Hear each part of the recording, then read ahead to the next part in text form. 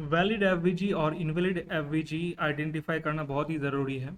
Last video में हम लोगों ने देखा कि कैसे फेयर वैल्यू गैप को आइडेंटिफाई करके उसको ट्रेड कर सकते हो, ठीक है।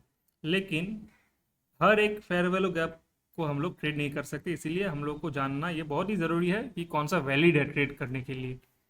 अगर हम लोग इस प्राइस एक्शन को देखें, ठीक है, वैलिड और इनवैलिड फेयर वैल्यू गैप को जानने से पहले मैं आप लोग को एक बात बताना चाहता हूँ कि पहले नंबर वन जो आपके दिमाग में होना चाहिए जब भी आप चार्ट्स खोलते हो कि प्राइस का डायरेक्शन क्लियर होना चाहिए कि प्राइस अप है या डाउन है, मतलब बुलिश है या बियरिश है, ठीक है।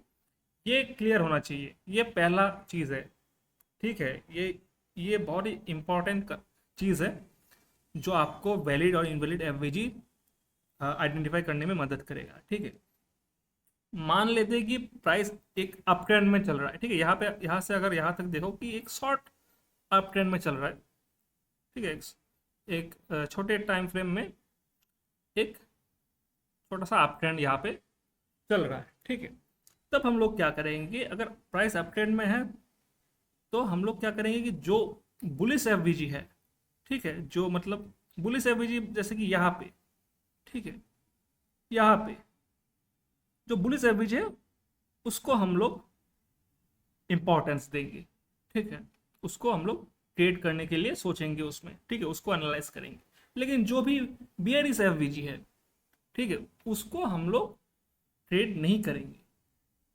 अगर आप लोग एक अप ट्रेंड में बियरिश एवरेज को देख के उस पर सेल ट्रेड ले रहे हो, ठीक है, तो उसमें प्रोबेबिलिटी बहुत ही कम हो जाती है, ठीक है। तो यहाँ पे हम लोग को दिखा कि ये जो बियरिश फेयर वैल्यू गैप है उसको प्राइस ने रेस्पेक्ट नहीं किया और ये एक ब्रेकआउट देके एक बुलिश एवरेज बना दिया है यहाँ पे, ठीक है। अगर इसके ऊपर और जाते हैं हम लोग को दिखेगा कि नेक्स्ट हम लोग का फेयर वैल्यू गैप कहाँ पे है, बुलिश यहाँ पे,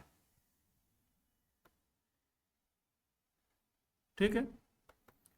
लेकिन आपको देखना पड़ेगा प्राइस का डायरेक्शन। मैंने क्या बोला है, डायरेक्शन देखना पड़ेगा। प्राइस का डायरेक्शन शॉर्ट टर्म में अप ट्रेंड में है, लेकिन अगर मान लो कि यहाँ पे एक अच्छा सा रेजिस्टेंस जोन है, मैं रेजिस्टेंस का जो लैंग्वेज है वो प्राइस एक्शन का कंसेप्ट है, ठीक है। लेकिन आईसीटी टर्म्स में उसको पीडी एरे कहते हैं, पीडी एरे, ठीक है। लेकिन वो मैं बाद में बताऊंगा आप लोग को। आप लोग अभी अगर एक साथ हर एक कंसेप्ट मैं नहीं सिखा सकता, इसमें फेयर वैल्यू गैप तक ही रखता हूँ। यहाँ पे देखो कि अगर आप लोग को यहाँ पे सेल करना है, मान लो कि यहाँ पे रेजिस्टेंस है, आप लोग को सेल प्लान करना है, ठीक है। तो आप लोग क्या करोगे, प्लान कैसे करोगे? ऐसा तो नहीं है कि प्राइस यहाँ पे आया और आग बंद करके हम लोगों ने सेल प्लान कर लिया। हो सकता है कि प्राइस इसके ऊपर ही भी चला जाए, ठीक है। तो इसमें भी हम लोग को फेयर वैल्यू गैप मदद करेगा और हम लोग कौन सा वैलिड है कौन सा इनवैलिड है वो भी प्राइस ही हम लोग को बता देगा। ऐसा नहीं है कि बहुत ही टेक्निकल चीज़ें आप लोग को दिमाग में रख के चलना है कि पता नहीं कौन सा वैलिड है कौन सा इनवैलिड, प्राइस खुद आपको बता देगा, ठीक है। जैसे कि यहाँ पे एक मान लो कि ये जोन है। अगर ये जोन देखते हैं हम लोग, यहाँ से अगर मैं एक रेक्टेंगल ड्रॉ करता हूँ तो इसका कलर चेंज कर देता हूँ,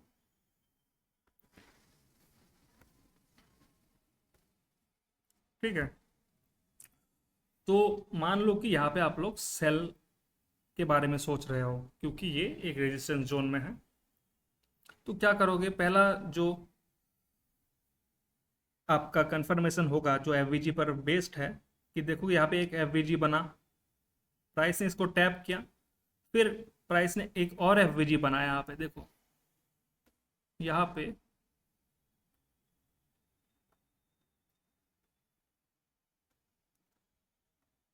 पे और एक एवरेज बनाया, लेकिन प्राइस ने क्या किया, देखो इस जोन को टैप करते ही इस एवरेज को ब्रिज कर दिया।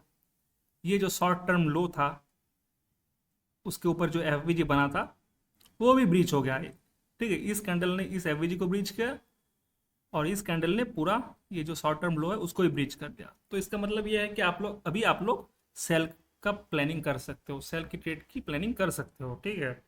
तो अभी हम क्या करेंगे कि हम लोग बियरिश एफवीजी करें देखेंगे, क्योंकि प्राइस नीचे की तरफ जाने वाला है अभी, ठीक है। अगर सेल करोगे तो बियरिश एफवीजी से ही सेल करोगे, है ना। तो क्या करना है, देखो यहाँ पे देखो 2 एफवीजी बना है यहाँ पे। अगर मैं यहाँ पे इसको अगर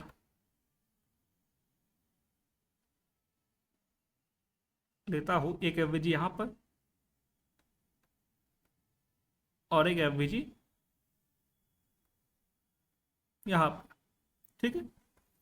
तो आगे अभी अगर आपको सेल करना है तो एफवीजी से ही सेल करोगे। तो प्राइस ने क्या किया, देखो यहाँ से प्राइस ने रिटर्न लिया इस एफवीजी पर। इस एफवीजी को टैप करते ही मार्केट तुरंत नीचे गिरा, ठीक है। कहाँ तक अगर प्लान करोगे, अगर यहाँ पे आपको दिख रहा है कि एक सपोर्ट है, ठीक है। मैं प्राइस एक्शन का टर्म ही यूज़ कर रहा हूँ, सपोर्ट है, मतलब मान लो यहाँ पे एक सपोर्ट है, ठीक है। सपोर्ट तो हर जगह ही कहते हैं, ठीक है, ऐसा नहीं है कि मतलब सपोर्ट को हम लोग कुछ अलग, हाँ, हालांकि यहाँ पे पीडीआरएस हम लोग कहते हैं आईसीडी टर्म्स में, लेकिन यहाँ पे हम लोग सपोर्ट, ताकि आप लोग को समझ में आए, ठीक है। क्योंकि आप लोग अगर नए, मैं उम्मीद करता हूँ कि ये जो वीडियो देख रहे हैं अभी, ठीक है, वो बिगिनर्स ही होंगे या फिर जिसको आईसीटी का कंसेप्ट क्लियर नहीं है वही देख रहे होंगे, ठीक है। जो एक्सपर्ट है आईसीटी में वो थोड़ी अभी मेरा वीडियो यहाँ पे खोल के बैठेगा, है ना। तो वही बात है, इसीलिए मैं सिंपल टर्म्स यूज़ कर रहा हूँ, ठीक है। अभी अब मैं अगर कॉम्प्लेक्स टर्म्स यूज़ करूँगा तो समझने में दिक्कत होगी, कंफ्यूजन होगा, ठीक है। उसमें हम लोग बाद में जाएंगे। तो यहाँ तक अगर आपका प्लानिंग है, तो यहाँ पे क्या हुआ, प्राइस ने देखो, प्राइस ने क्या किया यहाँ पे, नेक्स्ट सेल का एवरेज कहाँ पे बना, यहाँ पे, ठीक है। बाई का एवरेज कहाँ पे बना, डायरेक्शन डाउन है, बाई का एवरेज कहाँ पे बना, यहाँ पे,